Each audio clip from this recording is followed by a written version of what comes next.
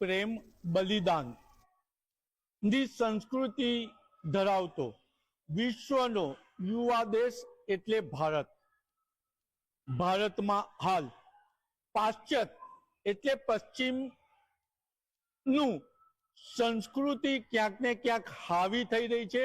એના લીધે પશ્ચિમના દેશોમાં થતી ઘટનાઓ હવે ભારતમાં પણ થઈ રહી છે. ભારત ત્યાગ, બલિદાન અને પ્રેમની સંસ્કૃતિ ધરાવે છે, છતાં પણ નાની વયના કુમળા બાળકો શાળામાં અભ્યાસ અર્થે જાય છે અને શાળામાં અભ્યાસ અર્થે જાય છે ત્યારે સખી કે સખા પર જીવલેણ હુમલો કરે છે. હવે આવી ઘટના ભારત સહિત ગુજરાતમાં પણ બનવા માંડી છે. ગુજરાતના તાપીમાં વિદ્યાર્થીનીએ પોતાની સખી વિદ્યાર્થીની પર ચાકુથી હુમલો કર્યો. આવી ઘટના કેમ બને છે?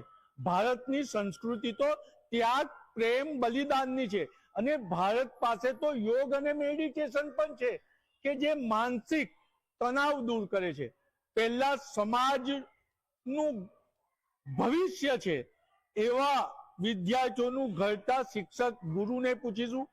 વિદ્યાર્થી હોય કે વિદ્યાર્થીની હાલ હિંસક હુમલા કરી રહ્યા છે, આવું કેમ થતું હશે?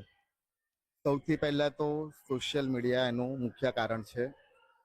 બાળક, માતા પિતા પોતાનો સમય નાના બાળકને પણ ફોન આપી દે છે હાથમાં, અને બાળક એમાં શું જુએ છે, એનું શી પ્રવૃત્તિ છે, માતા પિતાની બેદરકારી હોય છે. તો સૌથી મોટું દૂષણ હું કહીશ કે સોશિયલ મીડિયા છે.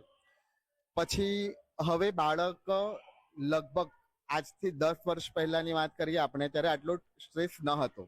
હવે નાનું બાળક પણ કે મારું હોમવર્ક બાકી છે, મારું આ કામ બાકી છે, સતત સ્ટ્રેસમાં રહે છે. તો માતા પિતાએ બાળક સાથે થોડુંક બેસીને એના ખભે હાથ મૂકીને પૂછવું જોઈએ કે બેટા આજે શાળામાં તું નવું શું શીખ્યો, તને શું કરાવ્યું, આજે તું અલગ શું કર્યું.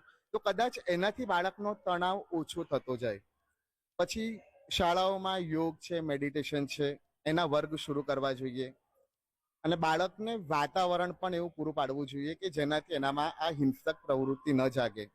પહેલા સ્ત્રીઓ રસોઈ બનાવીને પોતે જમાડે. હવે મોટા ભાગે પાશ્ચાત્ય સંસ્કૃતિનું કહીએ તો રોટલા ભૂલાય અને પીઝા આવી ગયા. તો એ જંક ફૂડ છે એ પણ કારણભૂત બને છે. તો થોડુંક એ તરફ પણ માતા પિતાએ ધ્યાન દોરવું જોઈએ કે બાળકનો આહાર છે, બાળક મોબાઈલના કારણે રાત્રે ઊંઘ પૂરી લેતો નથી, કદાચ એ તણાવ લઈને પણ બાળક શાળામાં આવતો હોય. તો આ બધા કારણોથી બાળકમાં હિંસક પ્રવૃત્તિ આવી શકે છે.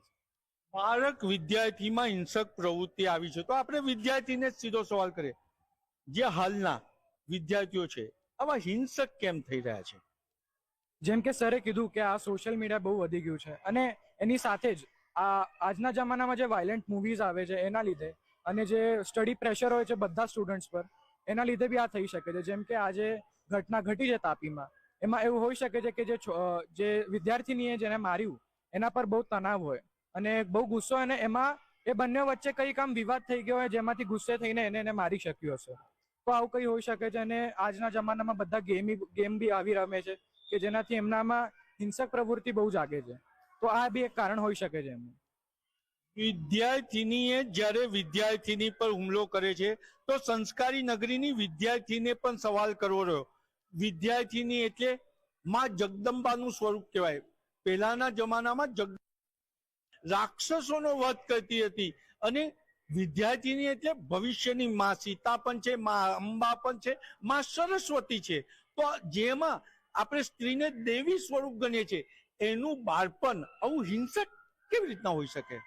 જેમ કે સરે કીધું કે હવે તો મતલબ ઘણું બધી વસ્તુઓ છે, મતલબ માતા પિતા સમય નથી આપી શકતા, તો વિદ્યાર્થીઓના મનમાં શું ચાલે છે એ લોકોને ખબર નથી પડતી અને અંદર મતલબ બધું એવા વિચારોમાં ચડી જાય તો મનમાં એક એંગર આવી જાય તો એ લોકો પછી હિંસક બની જાય છે. હવે તો મોબાઈલનો વપરાશ પણ બહુ વધી ગયો છે તો એ લોકો એઆઈ ને પૂછતા હોય છે પોતાની જે પણ સમસ્યાઓનો કોઈ સોલ્યુશન લાવવો હોય તો એ લોકો એઆઈ ને પૂછે છે, ના તો કે આપણે કોઈ સંબંધીઓને પૂછી લે, ના એ લોકો એઆઈ ને પૂછે. હવે એઆઈ તો મતલબ કશું પણ કે, એ રિયલ વસ્તુઓ ના કે.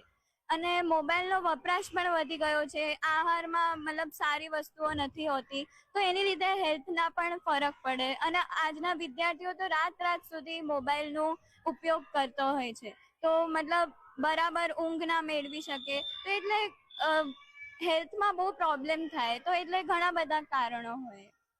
આ હતા સંસ્કારી નગરીના શિક્ષકો અને વિદ્યાર્થી. મહત્વની બાબત છે કે હાલ જે સમાજ કે વિદ્યાર્થી હિંસક થઈ રહ્યો છે, તેની પાછળ સૌથી મોટું જવાબદાર દૂષણ સોશિયલ મીડિયાને ગણવામાં આવી રહ્યું છે. સાથે સાથે જે પહેલા સંયુક્ત કુટુંબ હતા, એની જગ્યાએ હવે માતા પિતા વચ્ચે એક બાળકને એટલે નાનું કુટુંબને પણ ક્યાંક જવાબદાર માનવામાં આવી રહ્યું છે. અને ગુજરાતીમાં કહેવત છે કે ખાવ તેવો ઓડકાર આવે. જે આપણો ખોરાક છે એ માં આવેલું બદલાવ, જે આપણી જીવનશૈલીમાં આવેલો બદલાવ, અને ખરેખર તો જે સમાજ કે વિદ્યાર્થી હિંસક થઈ રહ્યો છે, તેના માટે જવાબદાર સમાજ, સરકાર સાથે ધાર્મિક સંતો અને આચાર્યોને પણ કહી શકાય. કારણ કે આ તમામની સંયુક્ત જવાબદારી છે કે ભારતની સંસ્કૃતિ બચાવી રાખવી. કેમેરામેન મિલિંદ મેલે સાથે નિલેશ બ્રહ્મભટ્ટ, મંતવ્ય ન્યૂઝ વડોદરા.